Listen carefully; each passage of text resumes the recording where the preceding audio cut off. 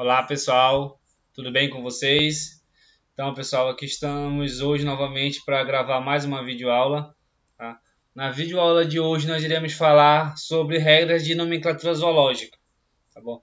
Então nessa videoaula eu estarei passando para vocês sobre as regras, né, de como se escreve os nomes científicos, beleza? Essa aula de hoje que eu preparei, tá? Então foi toda ela baseada no Código Internacional de Nomenclatura Zoológica. Então eu peguei o código, né, e saí tirando algumas regras que são mais pertinentes para tanto para você entender como os nomes são escritos, quanto também para você conseguir escrever, né, esses nomes. Beleza, pessoal? Então vamos lá. Então, aqui primeiramente, né, temos essa imagem bem interessante, onde é uma chargezinha, na verdade, né, onde fala um pouquinho sobre nós. Né? Então, olha só, dois coleópteros conversando. Não olhe agora, mas está chegando um biólogo. Aqueles que colocam nomes esquisitos na gente. Né? E aí eu pergunto a vocês, o que são esses nomes esquisitos que a gente, né, que nós colocamos nas espécies, né, nos animais, nos organismos vivos como um todo?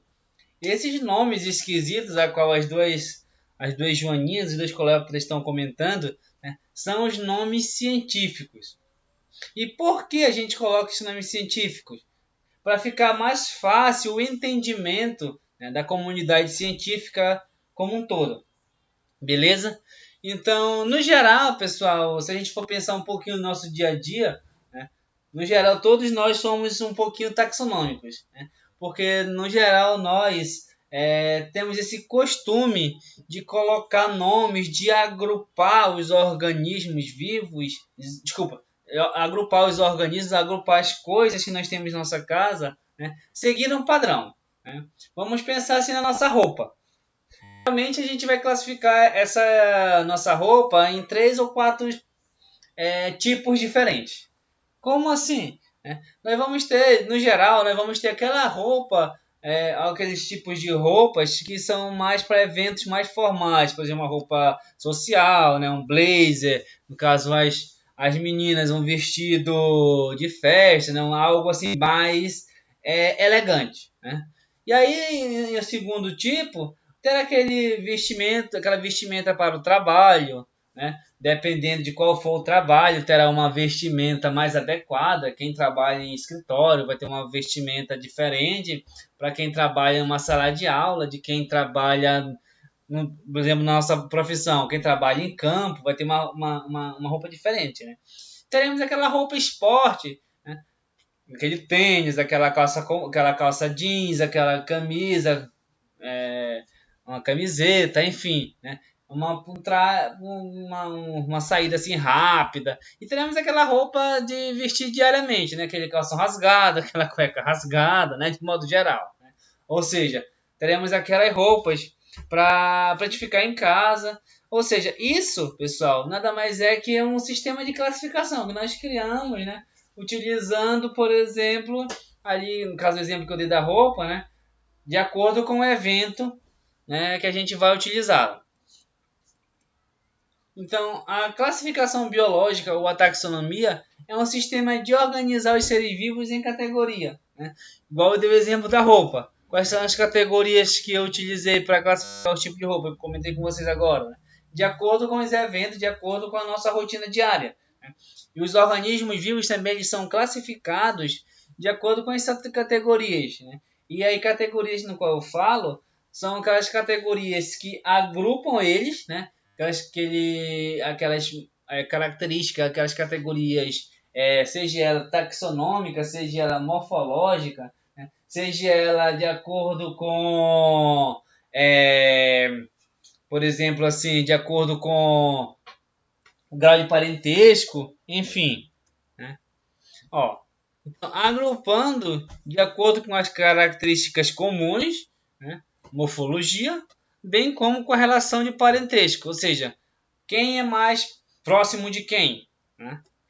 Então, e a nomenclatura científica facilita a identificação dos organismos em qualquer parte do mundo, né? Então, a nomenclatura científica é que vai permitir com que essa classificação que nós fizemos seja entendida em todas as partes do mundo.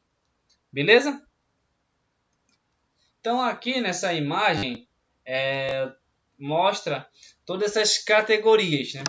Desde o maior grau de parentesco até o menor.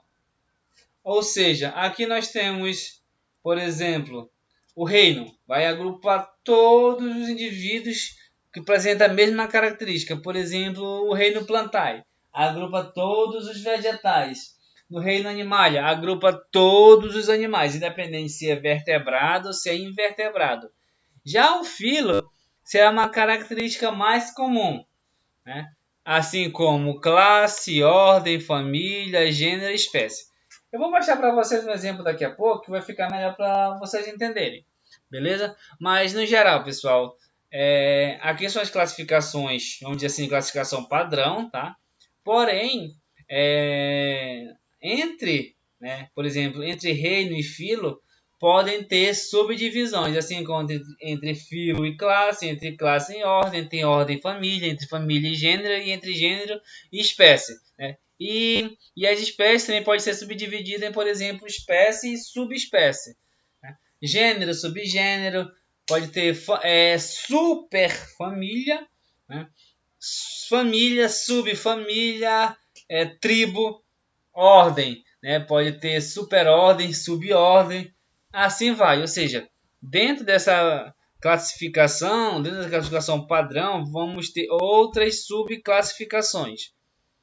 Então, para exemplificar, eu trouxe aqui como exemplo a espécie Panstrongylus geniculatus. Tá? Panstrongylus geniculatus é uma espécie de barbeiro. Então, olha só, o reino ao qual eles pertencem, né, é o reino Animalia. Beleza? Então, dentro do reino Animalia, vamos ter diversos indivíduos e diversos filos, incluindo o filo no qual o barbeiro, né, o Panstrongylus geniculatus, está incluído. Filo Arthropoda. Beleza? Então, dentro do filo Arthropoda terão diversos outros subfilos, né, incluindo o subfilo Hexapoda, que é o subfilo no qual, né, novamente, Panstrongylus geniculatus está incluso. E dentre eles, dentro do subfilo Hexapoda, vamos ter a classe Insecta, né, que são todos os insetos. Dentro da classe Insecta, vamos ter diversas ordens, né, incluindo a ordem Hemiptera, que é a ordem no qual os Panstrongylus geniculatus fazem parte. Dentro da ordem Hemiptera, nós teremos diversas famílias, incluindo a família Reduvidae, né, que é a família dos barbeiros. Dentro da família Reduvidae, na família Reduvidae terão diversos indivíduos, né, alguns terão hábitos hematófagos, tá? E aí nos hematófagos terão os barbeiros, e alguns outros serão predadores, tá bom? Então, dentro da família Reduvidae, teremos indivíduos predadores e teremos indivíduos hematófagos, tá? O que vai diferenciar os hematófagos dos predadores, né, e todos os hematófagos estão incluídos na subfamília Triatomyini. E aí, dentro da subfamília Triatomyini, nós temos o gênero, que aí é o gênero Panstrongylus, e a espécie Panstrongylus geniculatus. Ou seja, se a gente for analisar agora aqui a gente começou com uma classificação macro, no reino todos os animais, tá? Aí a gente pegou todos os animais. Depois, quando a gente foi para o filo, a gente pegou apenas os invertebrados. Invertebrados com articulações, que aí o filo Arthropoda, artro, vem de articulações e poda, perna. Então, dentro dos artrópodas, o que foi que nós pegamos, né, para afunilar cada vez mais a classificação? O subfilo Hexapoda, ou seja, aqueles indivíduos que possuem 6 pernas, 2, 4, 6 pernas. Né? Dentro dos indivíduos que possuem 6 pernas, nós pegamos apenas os insetos. Né? Ou seja, o indivíduo da classe Insecta, que apresenta, além das 6 pernas, apresenta também um ou dois, né, um ou dois pares de asa, né? E aí, dentro da classe insecta, nós pegamos somente a ordem Hemiptera, né? São a ordem dos percevejos, barbeiros, né, e cigarras. Então, dentro da ordem Hemiptera, nós vamos ter três tipos alimentares. Teremos os fitófagos, tá? A maioria deles, dos hemipteras, são fitófagos. Fitófagos quer dizer que se alimentam de seiva, de vegetais, de modo geral, né? O segundo tipo serão os predadores, que eu comentei com você anteriormente.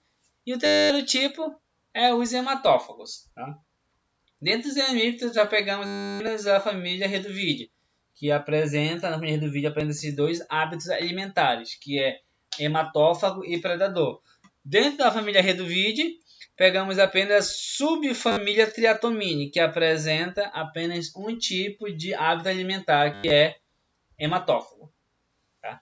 E aí, dentro da subfamília Triatomine, temos diversos gêneros, tá? Diversas espécies. E aí nós pegamos apenas o gênero Panstrongylos. E aí dentro do gênero Panstrongylos, que tem aproximadamente 12 espécies descritas, né? Dessas 12, sendo uma fossilizada. Então temos 11 espécies viventes com uma fossilizada.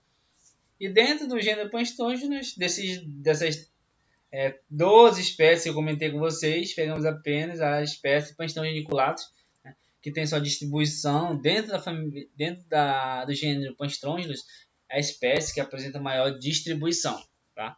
Encontrado basicamente no Brasil inteiro, além de outros países também. Ok, pessoal? Então, somente para recapitular, nesse sistema de classificação taxonômica, nós começamos com um grupo maior, como se fosse um funil, né? Aqui o reino, o topo do funil, e por último a espécie, está na base, né? Que é a última categoria taxonômica. Beleza? Então vamos para as regras, né? A primeira regra: o nome científico dos animais deve ser escrito em latim.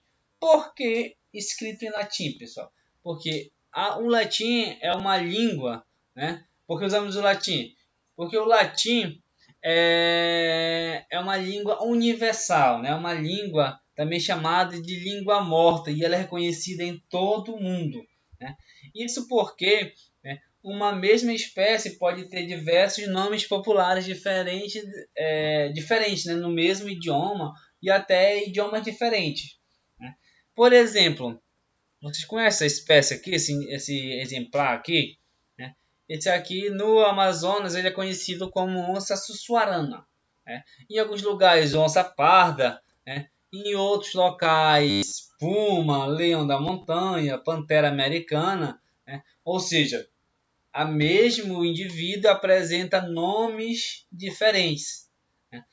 Isso aí, se a gente fosse falar, tipo assim, fosse classificar de acordo com a nomenclatura popular, ficaria um pouco confuso. Daí o uso do nome científico, né? Então, se eu falar onça suarana, dependendo do local, ninguém pode entender, ou se eu descrever em algum artigo, em algum livro, enfim, né? Nem todas as pessoas podem entender que no momento que eu estou falando de onça suarana, eu estou falando da Felis com cola.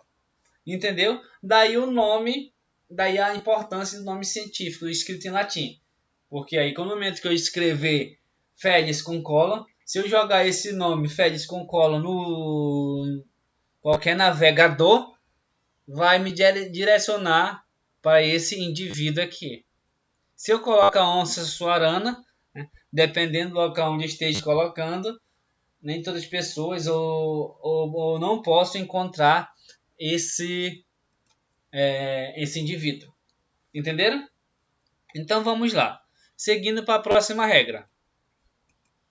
A segunda regra: todo animal tem obrigatoriamente dois nomes no mínimo. Daí o nome binomial. Por que no mínimo? Porque, pessoal, teremos indivíduos com 3 nomes, tá? Mas isso a gente vai ver um pouco mais para frente. Por exemplo aqui, né? Puxando o braço da minha sardinha.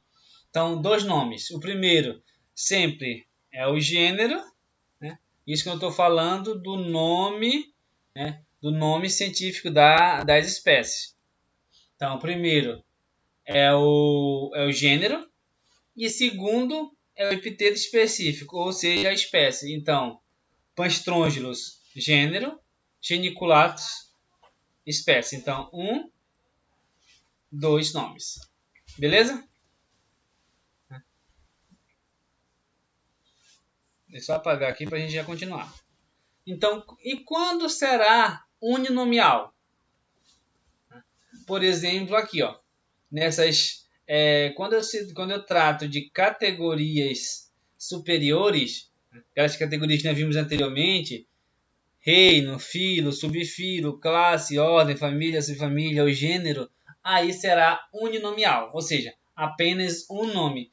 Quando eu saio de gênero, chegando em espécie, ou seja, nome científico de espécie, aí é binomial. Beleza? Terceira regra. Segunda regra, terceira regra. O nome do gênero com inicial maiúscula e da espécie com inicial minúscula. Olha só. Gênero, né? Inicial maiúscula, sempre, sempre, sempre. E espécie inicial minúscula, sempre, sempre, sempre. Beleza? Então, a primeira regra, todo nome científico é escrito em latim, né? Segunda regra, obrigatoriamente todo nome de espécie tem 2 nomes, né? No mínimo 2 nomes. Primeiro, gênero. Segundo, espécie. Terceira regra, o nome do gênero sempre com inicial maiúscula e da espécie sempre com inicial minúscula. Beleza? Continuando. Quarta regra. Quando existe subespécie, aí entra a nomenclatura trinomial. Quando existe subespécie. Por exemplo, essa espécie de abelha, né? Apis mellifera andersoni. Então, primeiro, gênero, né? Inicial maiúscula, gênero. Segundo, mellifera, espécie, inicial minúscula. Terceira, subespécie, também inicial minúscula, andersoni. Então, quando existir subespécie, e aí nesse caso nós não teremos mais nomenclatura binomial, e sim trinomial, que aí primeiro gênero, segundo espécie, terceiro subespécie, sempre seguindo a mesma a mesma regra 3, né? Que é primeiro gênero com inicial maiúscula, né? Espécie com inicial minúscula e subespécie também com a inicial minúscula. Tranquilo? Quinta regra. Olha só. Quinta regra também para nomenclatura trinomial. Quando existir subgênero, é inserido entre parênteses entre o nome do gênero e o nome da espécie. Como assim? Ó, isso aqui é de Anopheles. Tá? Anopheles é um dos vetores da malária, tá? Sendo considerado o principal. Então, olha só. Anopheles, gênero. Niçorhynchus, subgênero. E Darlinge, espécie. O que nós temos aqui? Só para apagar aqui que eu acabei de riscar. Anopheles, né? Gênero escrito normalmente, olha só. Entre o nome do gênero.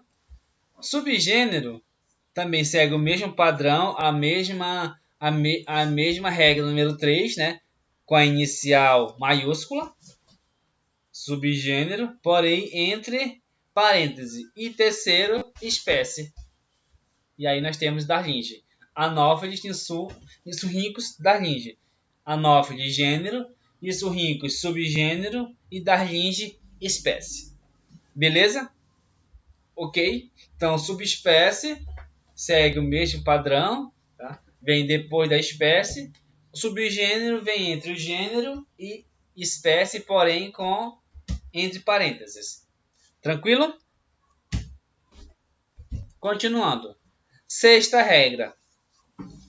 E aí já é quanto à grafia dos nomes científicos.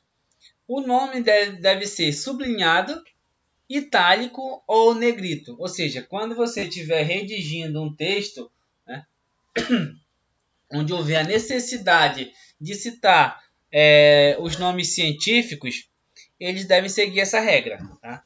Então, o nome científico ele deve ser sublinhado, itálico ou negrito. Nesses 3 exemplos aqui, ó. Sublinhado, itálico ou negrito. Beleza? Então vamos lá, pessoal. Quando a gente vai, por exemplo, vai fazer uma prova de mestrado, vai fazer uma prova na faculdade, né, vai fazer qualquer situação, fazer a descrição do nome científico a próprio punho, qual regra a gente vai obedecer? A gente vai obedecer essa regra aqui, pessoal. Ou seja, a gente vai escrever o nome do indivíduo e embaixo sublinhar. Beleza? Quando para título de trabalho, se vocês forem pesquisar, tanto de artigo quanto de dissertações, teses, monografias, vocês vão observar que geralmente no título do trabalho em si ele não segue muito essas regras, tá? De nomenclatura, ok? Mas no corpo do texto em si as regras são seguidas sim, beleza? Sétima regra.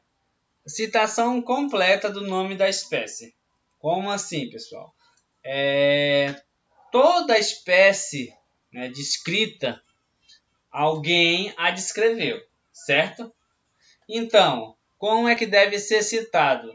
Geralmente, se você for pesquisar alguns trabalhos, né, você geralmente não vai encontrar o nome do autor, da pessoa, autor, ou seja, aquela pessoa que descreveu a espécie. Tá? Mas precisa ser citado sim. Né? Dependendo da revista que você for publicar um artigo, e isso pode ser até uma exigência. Tá? Algumas deixam um pouco mais a critério do autor, tá? Da pessoa que está descrevendo o artigo. Né? Mas algumas exigem sim. Então, como é que deve ser citado? Seguindo o mesmo padrão. Né? Primeiramente, o gênero. Segundo, a espécie. Terceiro, o nome do autor. E quarto, o ano que essa espécie foi descrita, ou seja, o ano em que oficialmente, né, Stahl publicou o nome Rhodinus pictipes, beleza? E sempre vai vir esse mesmo padrão, pessoal, seguido de uma vírgula. Então, nome do gênero, nome do gênero, nome da espécie, nome do autor, vírgula, ano que foi publicado. Beleza? Ó, ou então você pode encontrar somente o nome do autor de forma resumida. Tá? Nome do gênero, nome da espécie, e aí somente S. Ponto, vírgula, o nome do o ano. Né? É muito comum a gente encontrar o nome da espécie L. L. Ponto, ano. Esse L geralmente é de Linneu. É o pai da nomenclatura, o pai da classificação. Beleza? Algumas regrinhas importantes, pessoal. Né? Só apagar aqui que a gente já vai continuar. Tá? Essa espécie aqui de Coleóptera, um cerambícide, o Bisaltes adustus, foi descrito por, olha só, aqui Thomson, entre parênteses, depois de parênteses, Lima. Como assim? Isso você pode encontrar em livros e artigos. Então, as espécies Bisaltes adustus de Thomson, ele encontrava-se em outro gênero e depois foi transferido para Bisaltes, né? Para o gênero Bisaltes por Lima. Como assim? Então, provavelmente, quando Thomson ele descreveu bisautes adustos, ele provavelmente desconhecia alguma outra característica, né, que naquele momento ou ele desconhecia ou naquele momento ele não considerava como uma característica fundamental para a descrição dessa espécie e acabou descrevendo, não vou dizer errado, mas equivocada. Então acabou descrevendo a espécie Bisaltes adustus equivocadamente, né? E aí depois, posteriormente, né, Lima observou que essa característica, né, desse besouro é mais compatível com o gênero Bisaltes do que com o gênero que Thomson descreveu. Então, aí ele redescreveu essa espécie. Aí como é que cita? Bisaltes, nome do gênero, adustus, espécie, Thomson, entre parêntese, e fora de parêntese, Lima, que foi a segunda pessoa que descreveu. Beleza? Ó, nesse caso aqui, ó, Pastrongylus geniculatus Latreille 1811. Cadê? Ó, aqui está entre parênteses o nome do autor, juntamente com a data. Cadê o segundo nome?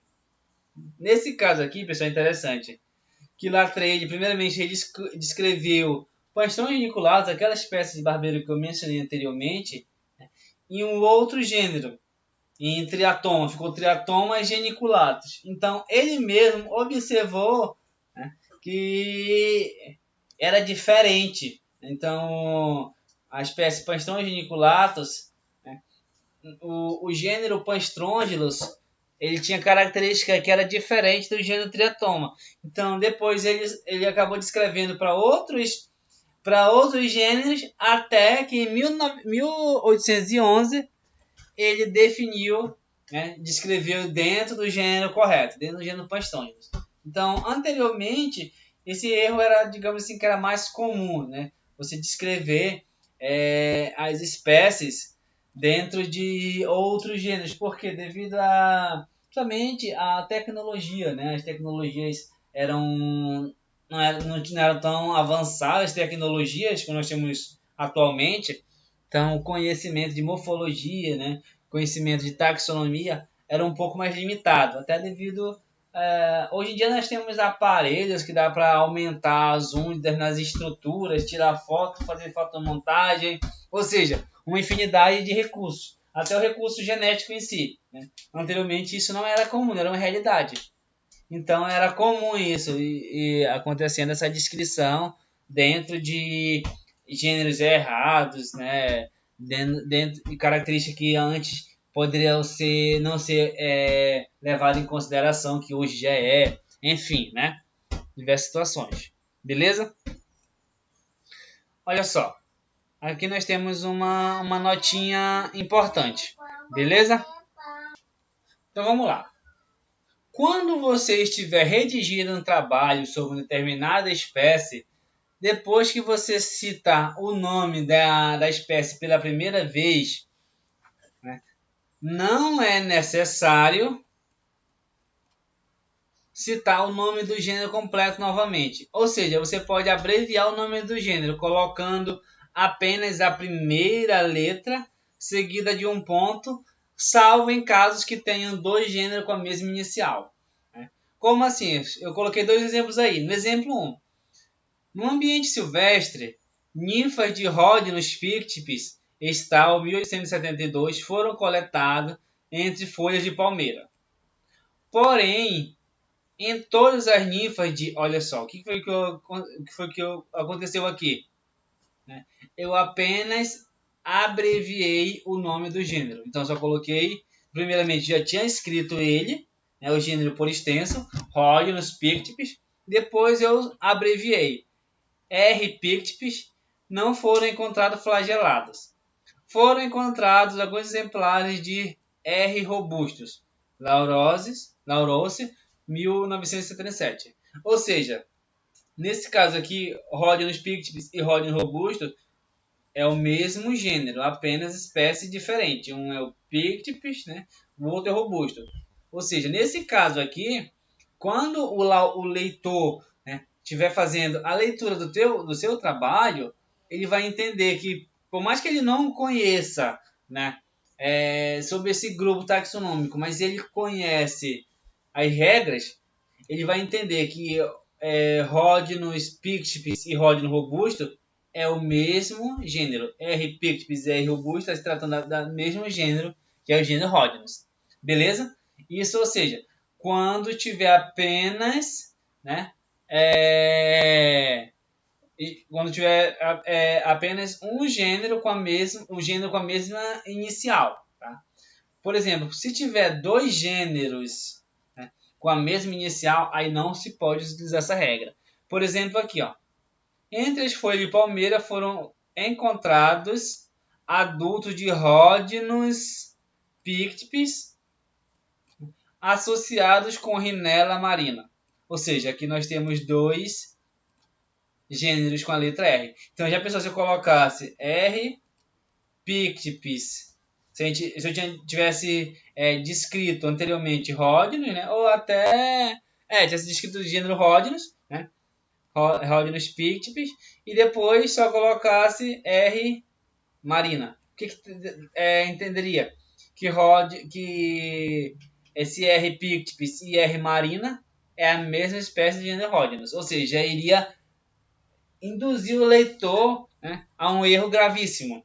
Lembrando que Rhodnus pictipes é barbeiro, né, e Rhinella marina é um sapo, aquele cururu, um bufônide.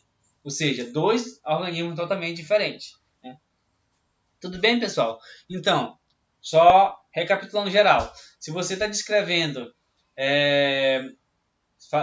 um pouquinho sobre uma determinada espécie, né?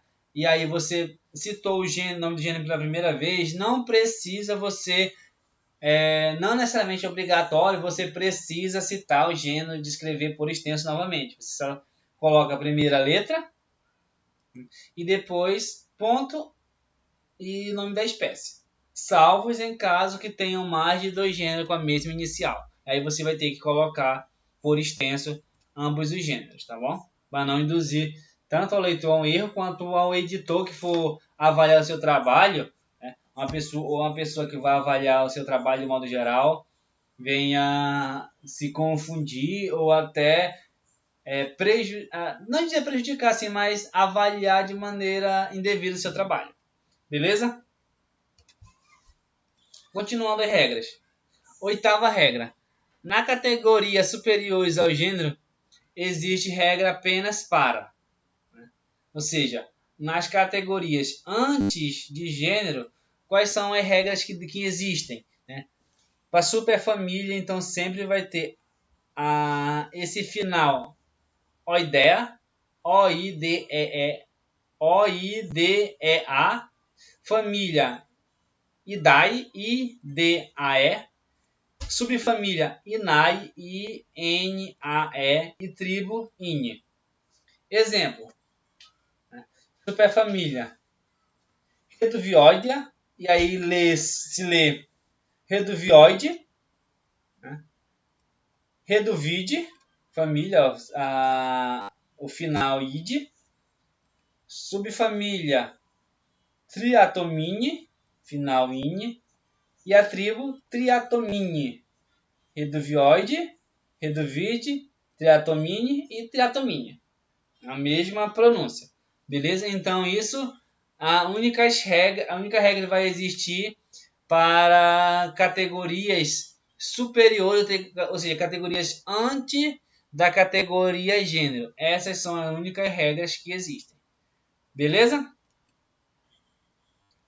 Nota final. A gente finalizando a nossa aulinha de hoje. Então, falar um pouquinho sobre o princípio da prioridade. Né? O que é o princípio da prioridade? Prioridade vale o nome mais antigo, ou seja, hoje em dia isso não se aplica tanto, né? Mas digamos assim, que ano passado, né, eu tenha descrito uma espécie, né? 2019 eu tenha descrito uma espécie fulano de tal, vamos, sei lá, é uma espécie de triatomínio. Né? Descrevi e publiquei meu trabalho, né? Tranquilo, 2019. Esse ano, né, 2020, uma outra pessoa, né, coletou a mesma espécie de barbeiro, né? Não pode ser até no mesmo local que eu coletei e descrevi essa espécie em 2019, ela se coletou em 2020, né? Esse ano, por exemplo, e aí ela pegou, não fez uma leitura completa, não teve acesso ao meu trabalho de alguma forma, né? Ou quis se dar bem, vamos dizer assim, né? E resolveu publicar esse ano, 2020. E aí, quando for ser feita uma análise, né, e descreveu com um nome totalmente diferente. Quando for ser feita uma análise dessa espécie, quem é que vai contar? O meu ou o desse segundo autor? É o meu, porque vale o princípio da prioridade, ou seja, vale o nome que foi descrito primeiro, o nome mais antigo. Né? Então, o nome para ser válido deve ser devidamente publicado. Então, não adianta eu achar essa espécie e ter descrito ela em 2000, por exemplo, 2001, e se um autor veio, porém eu não publiquei, eu descrevi, mas não publiquei, e veio um autor, né, coletou essa espécie esse ano, 2020, e publicar, né, o que vai contar é ele, porque ele que publicou. Não interessa se eu tivesse coletado ela anteriormente, não interessa se eu tivesse descrito essa espécie anteriormente. O que vale é o que está publicado. Tá? Então, o nome científico, né, deve ter autor e a data da publicação. Porém, não fazem parte do nome do taxon, mas devem ser citados juntos. Ou seja, vamos só voltar aqui um pouquinho. Olha só. Aqui nós temos o nome do autor e o ano da publicação. Eles fazem parte do nome, né? Eles devem ser citados juntos, na verdade, mas não fazem parte do nome científico. Ou seja, ele não vai seguir as regras de taxonomia. Ou seja, nome do autor e data da publicação, eles não devem seguir, né, a regra de ser sublinhado, itálico ou negrito. Eles não seguem essa regra. Ok? Beleza, pessoal? Então, só umas informações complementares. Por exemplo, se você estiver descrevendo um trabalho, se estiver lendo um trabalho de uma espécie que ainda não foi publicada, né, o que que se deve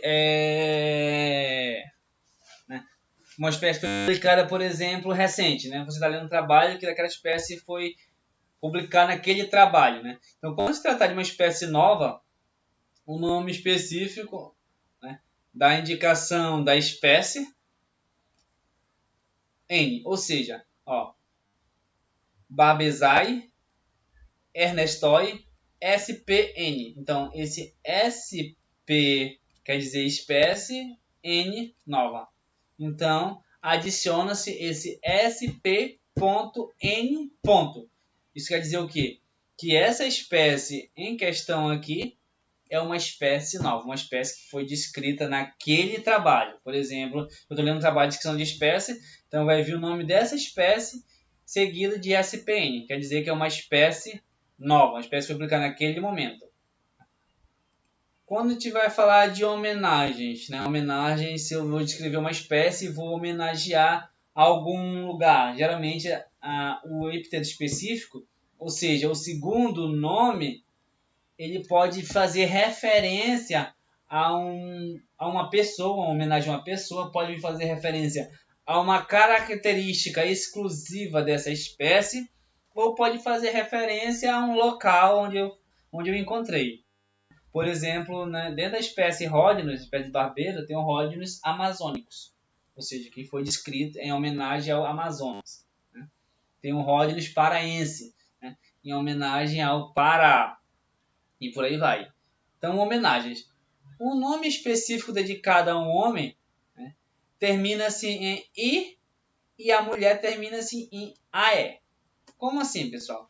Por exemplo, Trypanosoma cruzi, em homenagem ao Oswaldo Cruz. Então, Cruz, né, é homenagem ao Oswaldo Cruz. Para homem, adicionas a letra I. Né? Oswaldo Cruz, Trypanosoma cruzi. Que Carlos Chaga descreveu Trypanosoma cruzi em homenagem a seu mentor, que é o médico Oswaldo Cruz. Ele adicionou o I no final. Né? No caso feminino, né? Aleoides Shakirei. É uma vespa que foi batizada em homenagem a Shakira. Né?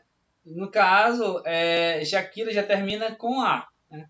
Mas, por exemplo, fosse Shakir, por exemplo, vamos dizer assim, ia ficar AE, porque se adicionas o AE ao final. Ó, a vespinha Aleoides Shakirei, né? Que é em homenagem a Shakira. Tá?